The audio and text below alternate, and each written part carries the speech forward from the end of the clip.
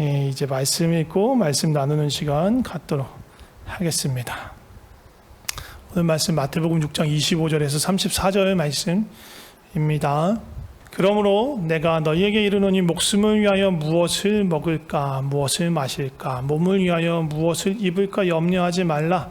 목숨이 음식보다 중하지 아니하며 몸이 의복보다 중하지 아니하냐. 공중의 새를 보라. 심지도 않고 거두지도 않고 창고에 모아들이지도 아니하되 너희 하늘아버지께서 기르시나니 너는 이것들보다 귀하지 아니하냐. 너희 중에 누가 염려함으로 그 키를 한 자라도 더할 수 있겠느냐. 또 너희가 어찌 의복을 위하여 염려하느냐. 들의 백합화가 어떻게 자라는가 생각하여 보라. 수고도 아니하고 길쌈도 아니하느니라. 그러나 내가 너희에게 말하노니 솔로몬의 모든 영광으로도 입은 것이 이 꽃 하나만 갖지 못하였느니라.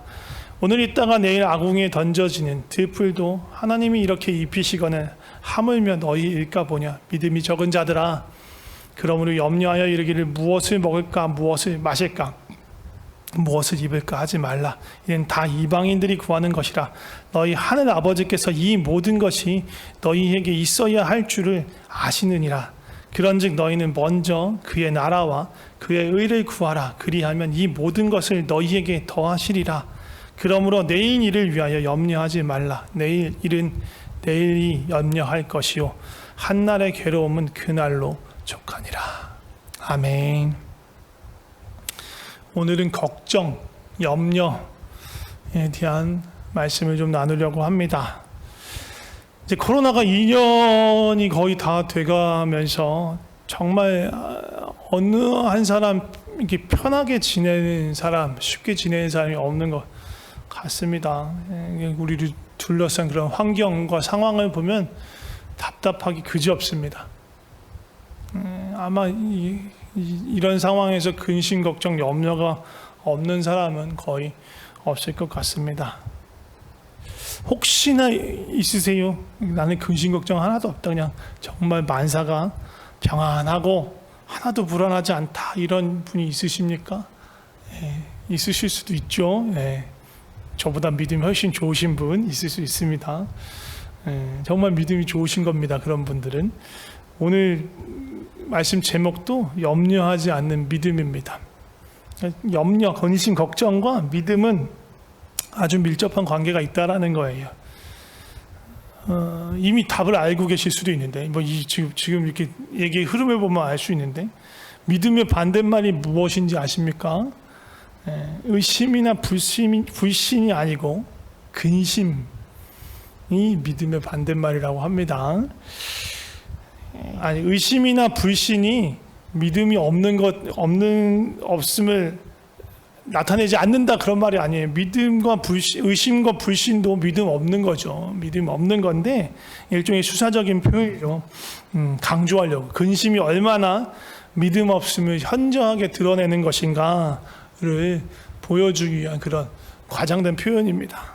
불신도 의심도 믿음이 없지만 근심하는 것마저도, 근심하는 것 자체가 믿음이 없는 거다.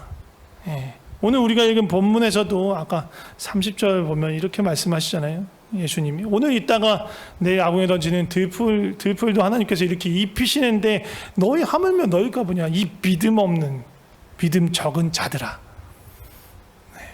염려하는 그 사람은 믿음이 적은 자라고 지금 예수님이 콕 집어서 얘기하는 거예요. 정말 너희 믿음이 작구나, 너희가 가진 믿음이 정말 빈약하구나, 이렇게 근심하고 염려하는 사람들에게 예수님이 말씀하시는 거예요. 이걸 뒤집어서 역으로 생각한다면 우리의 신앙이 성숙해간다, 믿음이 자라간다는 것은 예수님이 깊이 의지하고 믿게 된다는 것은 결국은 근심과 걱정으로 자유케 된다는 거예요. 근심과 걱정이 우리를 묶지 않는다는 거예요. 어떤 상황에서 자유로울 수 있고, 어떤 상황으로 새로운 도전을 할 수 있고, 어떤 상황이든 주님께 순종하여 나가는데 주저하지 않을 수 있다는 거예요.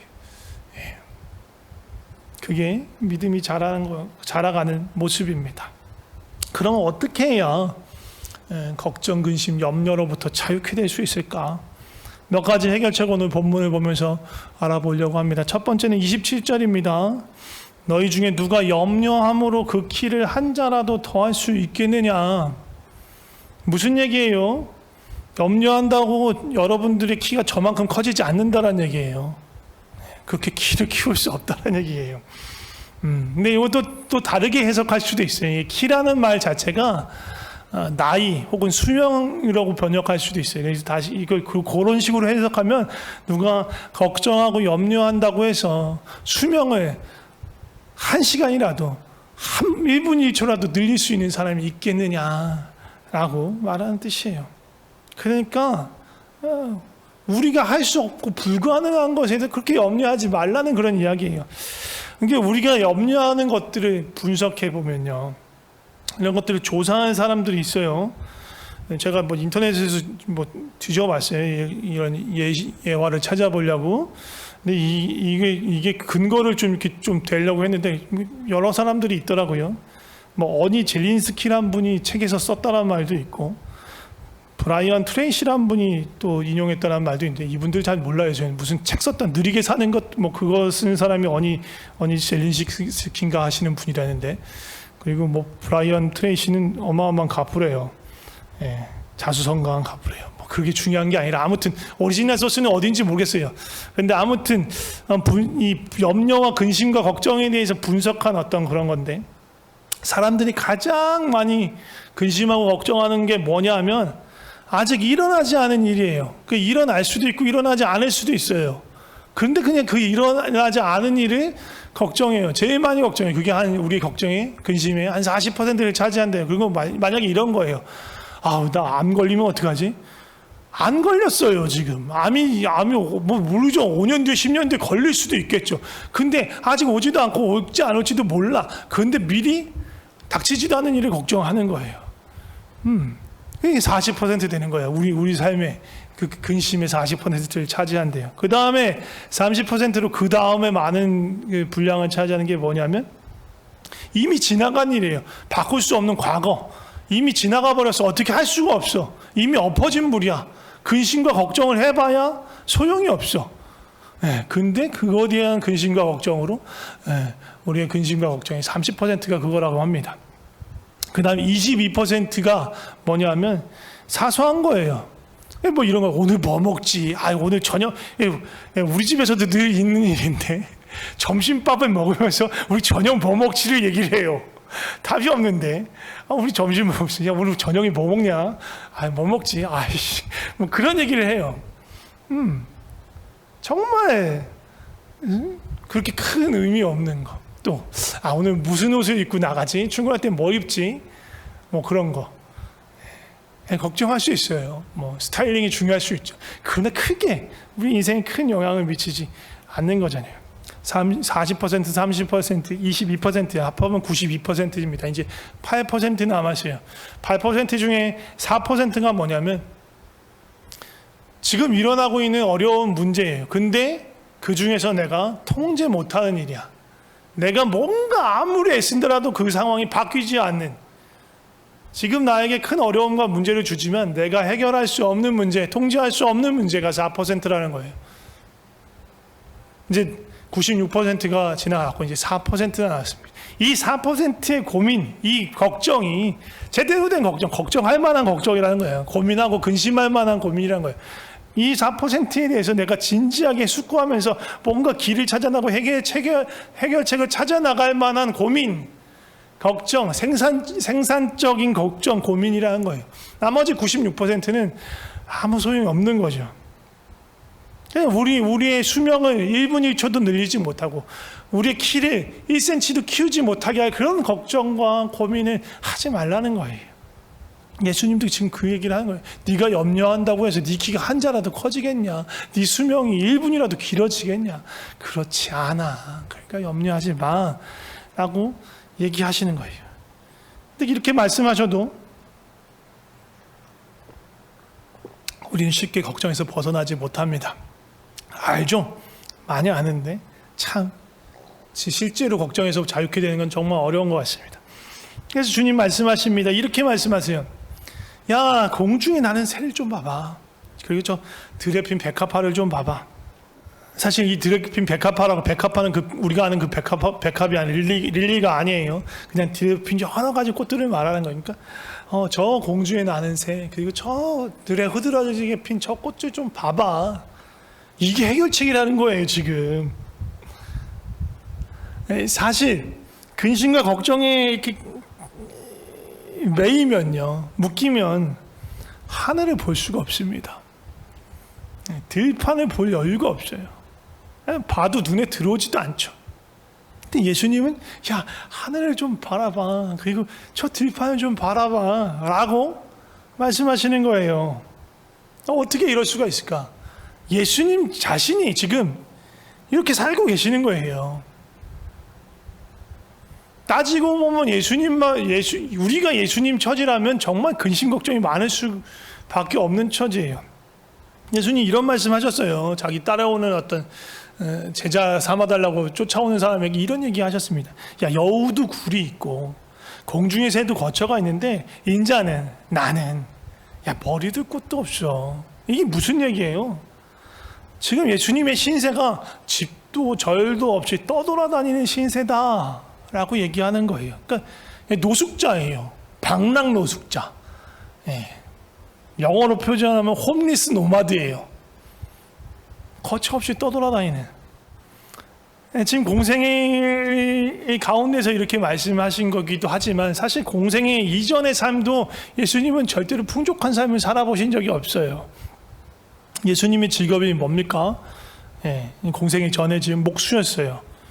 목수가 뭐예요? 목공, 나무 깎고 뭐 이렇게 모찌하고 이렇게 해가지고 농기구를 만들든지 아니면 가재도구, 생활에 필요한 그런 도구를 만들어서 그걸 팔아서 생계를 해결하는 그런 직업이잖아요.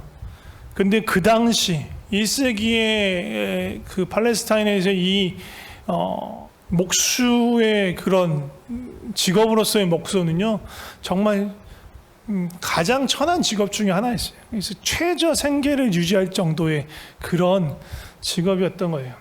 근데요, 예수님은 부양할 식구들이 꽤나 많았습니다. 읽지는 않을 건데 마태복음 13장 55절에서 56절 이 두 절을 보면 예수님의 식구들이 나와요. 아버지 요셉은 언급되지 않습니다. 누가복음 2장에 12살 때 그 성전 사건, 성전에서 부모님 잃어버렸던 그 사건, 그때 이후로는 아버지 요셉 이야기는 등장하지 않아요. 그리고 이 마태복음에서도 가족들 얘기할 때 요셉 얘기는 없습니다. 어쨌든 마태복음 13장 55절에서 56절에 보면 적어도 6명, 그러니까 남자 형제 이름은 거론돼서 4명의 형제가 있고요.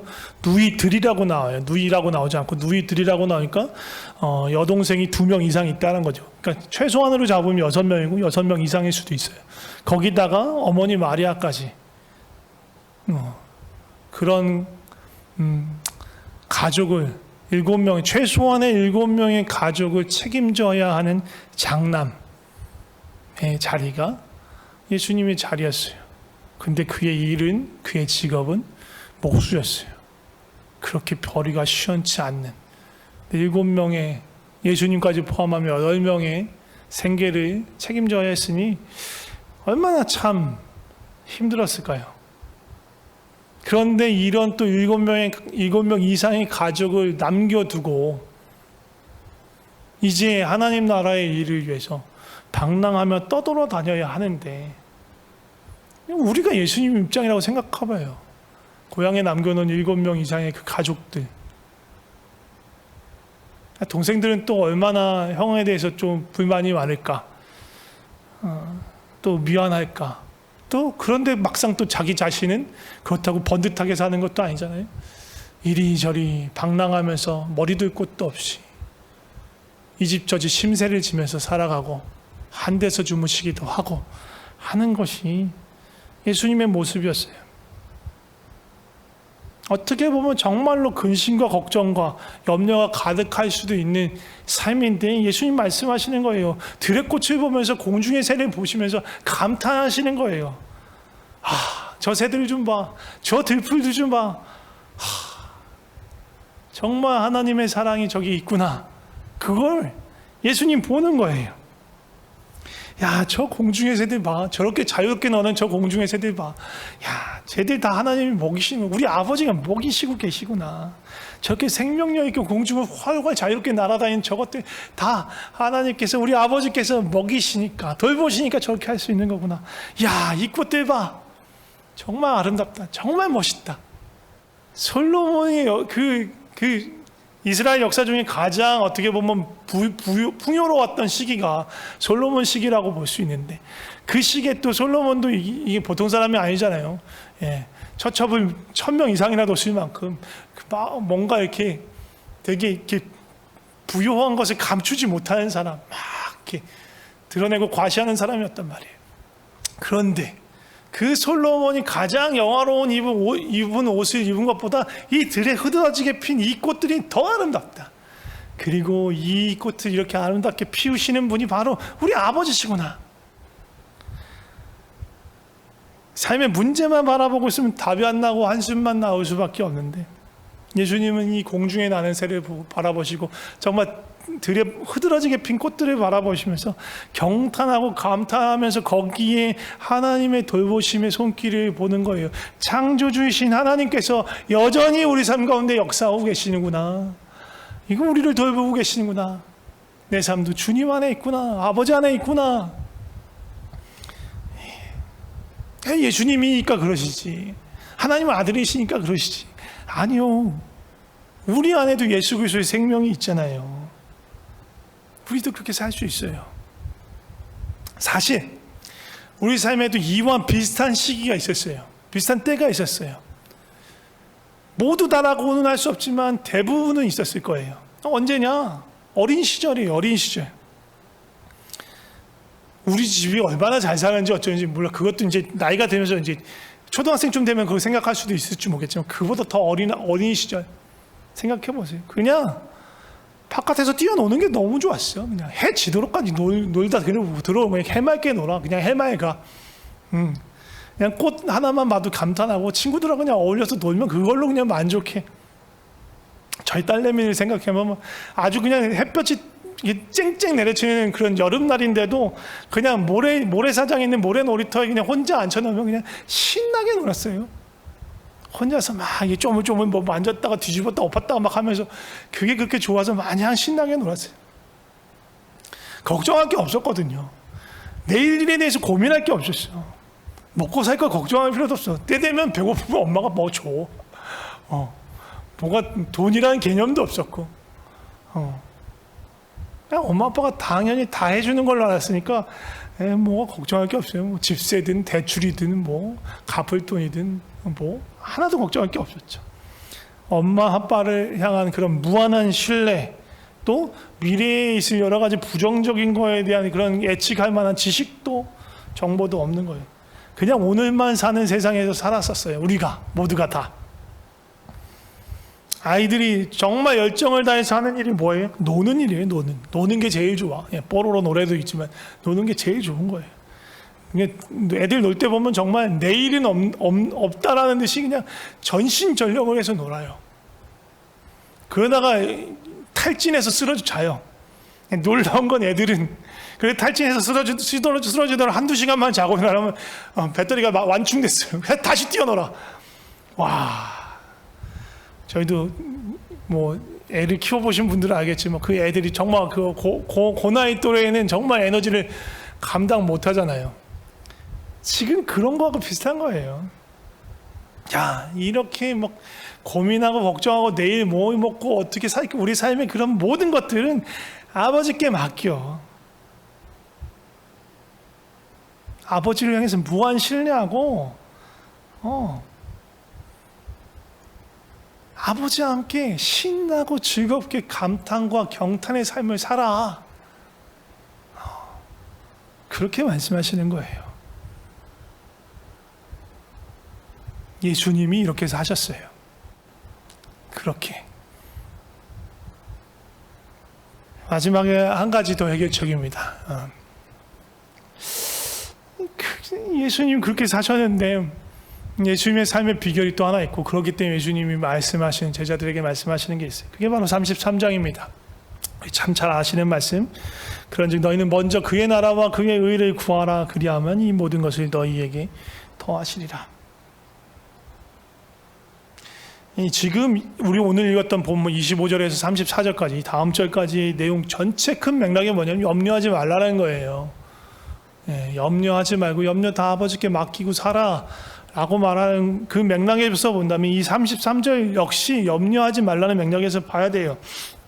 그러니까 다른 이건 뭐냐면 우리의 근심과 걱정, 고민을 먹고 사는 문제 거기에 두지 말고 우리가 생각하는 그 문제거리에 두지 말고 진짜로 고민하고 몰두하면서 우리가 해결해 나가야 될 진짜 중요한 게 있어. 그게 뭔지 알아? 바로 하나님의 나라와 하나님의 의야. 지금 예수님 그렇게 얘기하시는 거예요. 그의 나라와 그의 의를 구하라. 먼저 그 나라와 그의 의를 구하라는 건요, 다른 기도하기 전에 하나님 나라와 의를 위한 기도를 먼저 해라 그런 얘기가 아니에요. 기도만 하라는 게 아니에요. 기도도 해야겠죠. 하나님의 나라를 구한다라는 건요, 하나님의 통치와 다스림을 그 다스림 안에 들어가도록 온 힘을 다해서 애쓰는 거예요. 그 통치와 다스림을 온 힘을 다해서 따라가는 거예요. 그게 하나님 나라를 구하는 거예요. 그의 의를 구한다는 건요, 하나님의 공의와 정의, 하나님의 의로움, 올바르심, 그것이 지금 내가 있는 이 땅에, 내가 서 있는 이 땅에 이루어지도록 애쓰고 힘써서 살아가는 걸 얘기해요. 우리가 고민하고 걱정할 게 바로 그거예요.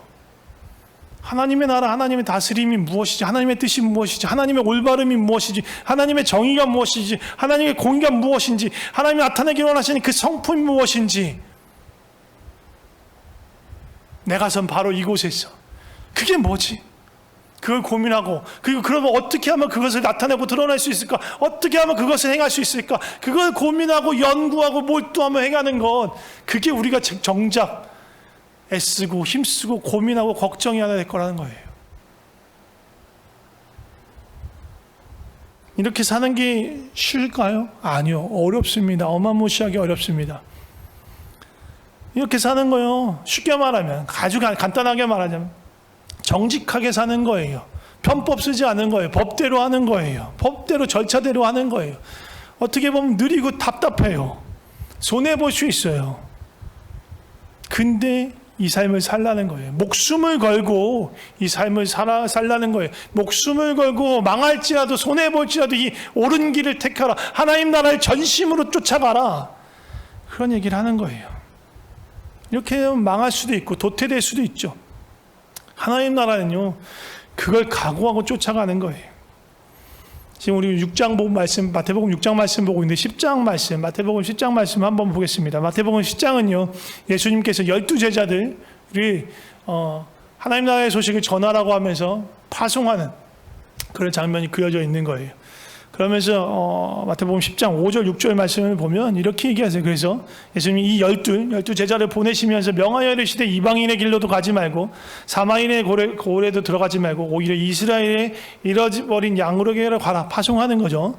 근데 그러면서 16절에 뭐라고 하시냐면, 보라 내가 너희를 보냄이 양을 이리 가운데로 보낸 것 같도다.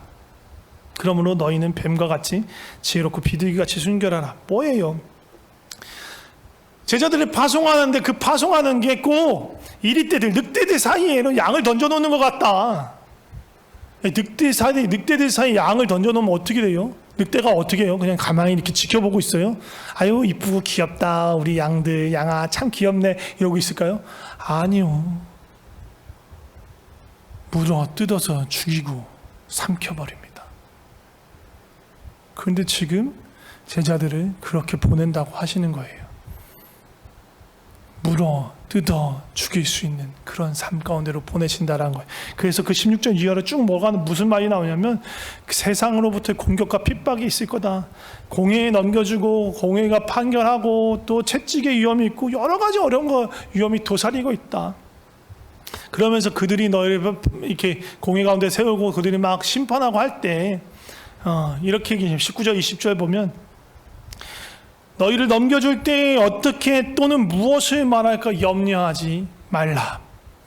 그때 너희에게 할 말을 주시리니 말하는 이는 너희가 아니라 너희 속에서 말씀하시는 이 곧 너희 아버지의 성령이시니라. 잡혀가서 재판을 받고 대단히 부당한 재판이겠죠. 불공정한 재판일 거예요. 그리고 그 가운데서 변론해야 될 말을 미리부터 걱정할 필요 없어. 염려할 필요 없어. 할 말씀을 가르쳐 주실 거야. 너희 안에 있는 성령께서 가르쳐 주실 거야. 이렇게 얘기하는 거예요. 뒤에 보면요, 그 이후에 또 보면요, 가족들에게도 배신당할 거다. 결국은 어려움까지 겪을 수 있다. 그래도 두려워하지 말아라.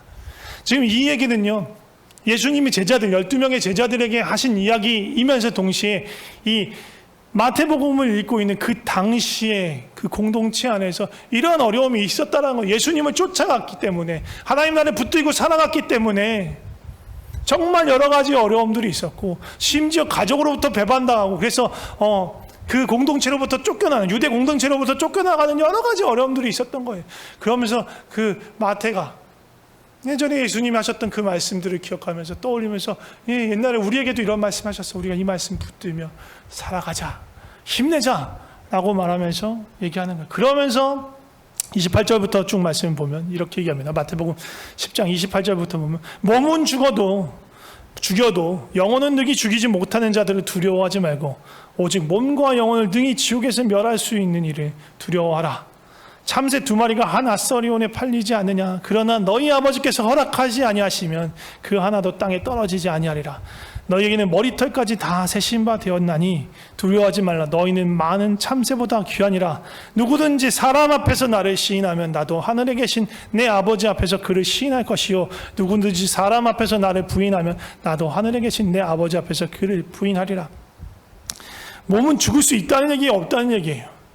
죽을 수 있다는 얘기예요. 예수님을 쫓아가다 보면, 하나님 나라의 의를 붙잡고 살아가다 보면, 하나님의 다스림을 추구하면서 그 다스림이 이루어지길 간절히 소망하면서, 하나님의 그 올바르심, 그 공의와 정의, 의로우심을 쫓아가고 그것이 이 땅에 이루어지기를 소망하면서 하나님의 성품을 드러내기 위해서 고민하고 애쓰며 힘쓰며 살다 보면 핍박을 받고 죽을 수도 있다. 고난을 당할 수도 있다. 실패할 수도 있고 망할 수도 있다. 그러나 그 죽음을 두려워하지 말아라. 몸은 죽지만 결국은 다시 부활할 거야. 그래서 그 하나님 앞에 모두 다 설 텐데, 그때 이렇게 하나님의 나라와 의를 쫓아 산 사람이라면, 그 모든 사람들 앞에서 예수 그리스도 인정하며 예수님을 쫓아갔던 그 사람들이라면, 내가 하나님의 보좌 앞에서 심판받을 때 내가 그 사람을 알아볼 거야. 알아봐서 그 사람에게 달려가서 내가 그를 품고 맞이해 줄 거야 라고 얘기하는 거예요. 그러나 죽을 것이 두려워서, 망할 것이 두려워서, 손해볼 것이 두려워서 세상을 쫓아가서 세상의 방식을 떠나가고 세상이 주는 두려움과 걱정을 쫓아가다가 보면 결국은 하나님 앞에 섰을 때 예수님이 알아보지 못하실 수 있다. 그런 말씀을 하시는 거예요. 마지막 34절, 6장 34절 말씀 보고 마칠 거예요. 결론적인 말씀이죠. 그러므로 내일 일을 위하여 염려하지 말라. 내일 일은 내일 일은 내일 돼서 염려하는 게 아니라 내일이 염려할 것이요, 한날의 괴로움은 그날로 족하니라. 장차 오지 않은 일 염려하지 말라라는 거예요. 근데 이 말씀은 오해하기 쉽습니다. 어떻게 오해하기 쉽냐면, 걱정해봐야 소용없어. 걱정할 필요 없어. 뭘 그렇게 애쓰냐. 어차피 네 힘으로 해봐야 되는 게 없으니까 그냥 하나님께 맡겨버려. 이게 좋은 말 같지, 믿음이 있는 말 같지만 아니에요. 네가 그렇게 애써서 뭐하냐. 그냥 하나님께서 다 알아서 해주실 거야. 되게 믿음이 있는 말처럼 보이지만 아니에요. 약간 빗나갔어요. 약간 빗나갔어. 이거는요, 뭐하고 같으냐면, 우리말 속담에 이런 게 있는데, 감나무 밑에서 입 벌리고 있는 거, 감나무 밑에서 홍시 떨어지기 기다린다고. 그런 말하고 똑같은 거예요. 아무것도 안 하고 좋은 결과를 기다리는 거예요. 무책임한 거예요. 그냥 횡재만 노리는 거예요. 하나님 나라는 이런 법이 없어요. 이런 법칙이 없어요. 이건 지금 33절은 안 보고 34절만 보려고 하는 거예요. 우리는요, 그냥 대충 하고 하나님이 해주실 거 기다리는 사람이 아닙니다. 33절에 봤듯이 우리가 전심으로 온몸을 내던져서 온 삶을 내던져서 쫓아가야 될 것이 있어요. 그게 뭐예요? 하나님 나라와 하나님 의란 말이에요. 그래서 33절과 34절을 이렇게 묶어서 본다면 한 단어로 말할 수 있는 게 뭐냐면 집중이에요. 집중. 아직 다가오지 않은 일, 내가 어찌하는 일, 그거 신경 쓸 필요 없이 오늘 나에게 주시는 일, 내가 서 있는 이 자리에 내가 만나는 사람들, 그리고 내 주변에 있는 모든 환경을 통해서 하나님 나라가 임하도록, 하나님 다스림이 나타나도록, 내 삶과 나의 이웃들의 삶 속에서 하나님의 정의와 공의와 올바르심이, 의로우심이 나타날 수 있도록 온 힘을 다해서 살아라. 그게 우리가 할 거다. 다른 거 하나님 책임져 주실 거야. 우리가 최선을 다해야 될 건 이거야. 지금 예수님 그렇게 말씀하시는 거예요. 예수님이 정말 그렇게 사셨어요. 바울도 그렇게 살았어요. 온 힘을 다해서, 전심을 다해서 하나님 나라와 하나님 뜻과 하나님의 올바르심과 하나님의 성품을 나타내고 드러내고 열매 맺기 위해서 온 힘을 다해서 살아갔어요. 그렇게 할 때 우리의 근심과 걱정이 사라진다는 거예요. 근심과 걱정 하나님께서 다 채우시는구나. 이게 뭐 선교하라는 얘기 아니고 목회하라는 얘기 아니에요. 신학하라는 얘기 아니에요. 내 선 자리에서 하나님의 뜻이 있어요. 내가 만나는 사람들 가운데, 내가 하는 일 가운데 분명히 그 안에 하나님께서 행하길 원하는 것이 있고 하나님께서 바로잡기 원하시는 것들이 있어요. 그걸 그냥 무시하고 지나가지 말라는 거예요. 세상 모든 사람들과 똑같은 길로 가지 말라는 얘기인 거예요.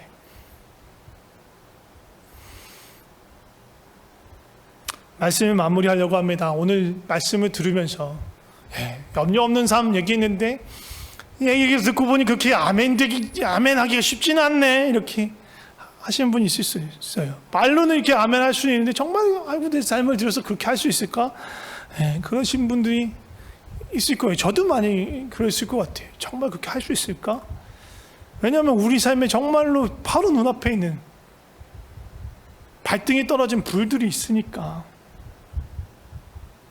뭐 상황들이 어떤지 모르겠지만 지금 뭐 여러 가지로 사업이 어려워지고 수지 타산이 마이너스고 가계부가 점점 빨간 색깔로 쭉쭉쭉 쳐지고 이달치 임대료는 어떻게 되나, 점점 빚만 늘어가는가 그렇게 생각할 수도 있고, 뭐 대출금, 뭐 학자금 대출이든 뭐 주택 대출이든 이거 언제 다 갚나, 이거 다 갚고 나면 노후는 버틸 수 있는 재정이나 있을까, 우리 노후는 어떻게 하지, 막 그런 걱정할 수도 있어요. 또 우리 아이 학비는 어떻게 해야 되나, 이걸 다 빚으로 해결해야 되나, 막 그런 고민이 있을 수도 있어요. 또 지금 이 필리핀에 살다 보니까 살 길이 막막하니까 여길 정리해야 되나, 다시 집으로 가야 되나 말아야 되나, 그런 고민, 한국으로 돌아가야 되냐 말아가야 되냐, 그런 고민이 있을 수 있어요. 또 한국에 가면 그게 거기 가서 무슨 뾰족한 수가 있을까, 막 또 그런 고민을 하게 되겠죠. 지금 우리의 삶이 크게 압박받고 있으니까. 그러나 예수님이 말씀하시는 거예요. 믿음의 발을 내디뎌라. 믿음의 발걸음을 떼어라. 그럴 때에야만 비로소 경험할 수 있는 거예요. 나는 정말로 너무나 불안하고 두렵지만 믿음으로 주를 따라갈 때 먹고 살고 그렇게 내 발등에 떨어진 불같은 그런 어려움을 다 내려놓고 정말로 하나님의 나라, 하나님의 그 올바름과 그 의로우심을 붙잡고 살아가는 걸 시도할 때, 온 삶을 던지며 시도할 때, 그때에야 비로소 이 모든 것을 너희에게 더하시리라 하는 이 은혜를 경험할 수 있는 거예요. 그렇지 않고는 이 은혜를 경험할 수 없어요. 내가 온 몸을 던져서, 온 삶을 던져서 하나님의 나라와 하나님의 그 의를 위해서 살아가기 시작할 때 그걸 경험하는 것입니다. 할 수 있어요. 왜 할 수 있냐? 우리 안에 예수 그리스도의 생명이 있으니까, 또 우리 안에 성령님께서 우리를 도우시니까,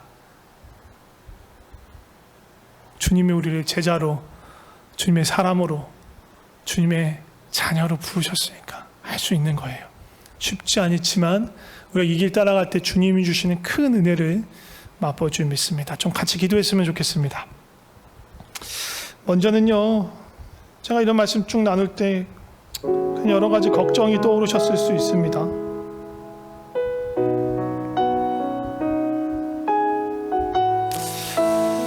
그걸 또 좀 주님 앞에 가져와서 내려놓으시면서 기도했으면 좋겠습니다. 주님, 내가 이런 여러 가지 걱정들과 근심이 있습니다. 나를 붙잡고 있는 어려움들이 있습니다. 내 발밑에 말등에 떨어진 풀이 있습니다. 주님, 너무나 불안합니다. 정직하게 솔직하게 고백하시고, 그게 또 왜 불안한지, 그게 잘못되면 또 어떤 어려움이 닥칠까, 그 꼬리에 무는 그 불안함들, 그 끝에 그 근원에 무엇이 있는지, 가장 근원적인 불안함이, 두려움이 무엇인지 주 앞에 고백했으면 좋겠습니다. 그리고 근심과 걱정하던 우리의 모습을 주 앞에 돌이켰으면 좋겠습니다. 먼저 이것 가지고 잠깐 기도하겠습니다. 같이 기도하겠습니다. 주님, 우리의 근심과 걱정은 주 앞에 내려놓습니다. 주님, 우리는 막막합니다. 어떻게 해야 할지 모르겠습니다. 주여 도와주시옵소서. 교회 재정들, 또 우리 가게 재정들, 또 성도님들의 재정들, 우리가 해결할 수 없는 여러 가지 큰 문제들이 있습니다. 이 코로나 상황을 보면서 어떻게 해야 될지 주여 모르겠습니다. 주여, 그러나 이 모든 것들 주님의 십자가 앞에 내려놓습니다. 주여, 그 발 앞에 내려놓습니다. 주여, 근심과 걱정이 쌓여있는 우리의 죄를 회개하며 주 앞에 나아갑니다. 주여, 우리를 새롭게 하여 주시옵소서. 주여, 새롭게 하여 주시옵소서. 새롭게 하여 주시옵소서. 기도 시간 충분히 드리지 못해서 죄송합니다. 시간 되실 때 계속 기도해 주시면 좋을 것 같고요. 또 한 가지 더 기도했으면 좋겠습니다. 이제 하늘 아빠, 하늘 아버지 바라보면서 기도했으면 좋겠습니다. 우리가 어린아이처럼 아버지께 좀 달려가면서 우리에게 내미시는 그 주님의 손을, 아버지의 손을 바라보면서, 아버지가 손 내미시는데 뭐라고 하면서 손을 내미시냐면, 나하고 신나게 함께 가자. 나하고 정말로 하고 싶은 일인데 그 정말 신나는 일일 거야 라고 하면서 우리를 부르시는 거예요. 정말 어린아이 때 신나게 놀면서 시간 가는 줄 모르고 배고픈 줄도 모르고 놀았던 것처럼 신나는 일이 있는데, 그게 뭐냐면 그게 하나님의 나라, 하나님의 의야. 야, 그게 이루어지고 나타나는 거 보면 너도 정말로 신기하고 놀라고 좋아할 거야, 기뻐할 거야. 야, 자, 나하고 같이 하자라고 주께서 부르시는 거예요. 우리 그 주님의 부르심에 내가 주님께 신나게 동참하겠습니다. 온 삶과 온 힘을 다해서 전심전력으로 신나게 그 일 주님 하기를 원합니다 라고 좀 고백하면서 좀 기도했으면 좋겠습니다. 같이 기도하겠습니다. 하나님, 먼저 그 나라와 그의 의를 구하는 것이 우리 삶과 동떨어진 것이 아니라, 또 어렵고 힘든 일이 아니라 주님과 함께는 신나는 일이라고 주님께서 부르십니다. 우리가 어렸을 때 놀면서 정말 시간 가는 줄 모르고 배고픈 줄 모르고 신나게 놀았던 것처럼 주님과 함께 그 일들을 행하면서 신나게 아버지 하나님의 나라와 의를 쫓으면서 정말로 세상의 모든 걱정과 시름 내려놓고 그것을 채우시는 주님을 오히려 경험하면서 즐겁게 주님 따라갈 수 있게 하여 주시옵소서. 주님, 우리의 삶을 주님께 맡깁니다. 우리가 오직 주의 나라와 주의 의와 주의 올바르심과 주께서 이루고자 하는 주님의 뜻을 아버지 전심전력으로 쫓아가길 소망합니다. 주여 도와주시옵소서.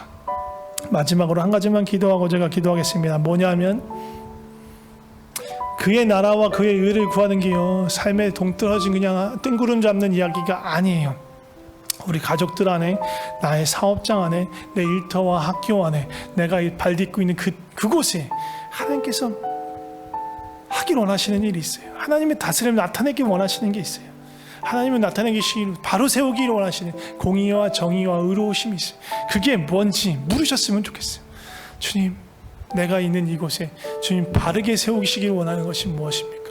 내가 주님의 뜻대로 따라 행하기 원하시는 것이 무엇입니까? 그리고 그거 실제적으로 구체적으로 내가 어떻게 행하기를 원하십니까? 라고 물으시면서 그 길에 대해서 고민하시고 주님이 주신 해답을 구하시면서 기도했으면 좋겠습니다. 같이 기도하겠습니다. 하나님, 우리의 삶을 주 앞에 드립니다. 내 발 딛고 있는 내가 선 바로 이 땅이 주님이 부르신 거룩한 땅입니다. 바로 이곳에 주의 나라가 임하게 하여 주시고 주의 뜻이 세워지게 하여 주시옵소서. 주님, 어떻게 하면 좋겠습니까? 무엇을 행하면 좋겠습니까? 주님, 바로 세우길 원하시는 게 무엇입니까? 주님, 내 삶에, 우리 가정에 바로 세우시길 원하시는 것이 무엇입니까? 내 사업장에, 내 일터에서 바로 세우길 원하시는 것이 무엇입니까? 내 삶에서 주께서 회복시키시길 원하시는 게 무엇입니까? 힘쓰길 원합니다. 애쓰길 원합니다. 적당히 하지 않게 하여 주시옵소서. 온 힘을 다해서 그것을 행할 때 주께서 우리 삶에 있어야 할 것, 필요할 것, 그 채우시는 것들을 우리가 경험하기를 소망합니다. 주여 역사하여 주시옵소서. 하나님 아버지, 감사합니다. 우리 삶에 정말 어려운 일들이 많습니다. 우리를 짓누르며 애워싸는 일들, 답답한 일들이 많이 있습니다. 그러나 주님, 우리가 그 문제에만 묶여있지 않게 하여 주시고 우리의 시선을 주님께 향하게 하여 주시옵소서. 우리의 시선을 자유케 하여 주시옵소서. 하늘을 바라보고 들판을 바라보며 창조주 하나님께서 여전히 일하시고 여전히 돌보고 계심을 깨닫게 하여 주시옵소서. 우리가 가진 믿음이 비록 작고 연약하지만 우리의 염려와 걱정을 주님께 맡기며 믿음으로 작은 발걸음을 뗄 수 있게 하여 주시옵소서. 우리가 고민하고 몰두해야 될 것이 근심과 걱정과 먹고 사는 문제가 아니라 세상이 주는 그런 시련이 아니라 정말로 내가 서 있는 이 땅에, 내가 발 딛고 있는 이 땅에 하나님의 다스림이 나타나기를 바라고 하나님의 뜻이, 하나님의 의로우심이, 올바르심이 나타나기를 원하고 지금 이 땅에 어그러지고 비뚤어진 것을 바로 세우기를 원하시는 그 주님의 마음을 보면서 내가 오늘 행해야 할 것이 무엇인지 구하고 행하는 자, 전심 전력을 다해서 행하는 자가 되게 하여 주시옵소서. 간절히 바라는 것은 그렇게 주님의 나라와 주님의 의를 구하면서 전심전력으로 나아가는 우리 가운데 주께서 우리의 모든 필요를 아시고 채우시는 주님의 그 크신 은혜를 맛보게 하여 주시옵소서. 때로는 그 길이 정말로 고생스럽고 괴로운 길이고 또 실패하고 망하는 길일지라도 그것 자체가 문제가 아니라 정말로 하늘 아빠와 동행하면서 갈 수 있는 신나고 놀라운 길임을 우리로 하고 알게 하여 주시옵소서. 경험하게 하여 주시옵소서. 주님을 더 알아가고 일어나고 주님께 더 가까이 가기 원하고 주님과 함께 살아가길 소망합니다. 주님 더 사랑하게 되길 소망합니다. 주님 감사합니다. 예수님의 이름으로 기도드립니다. 아멘.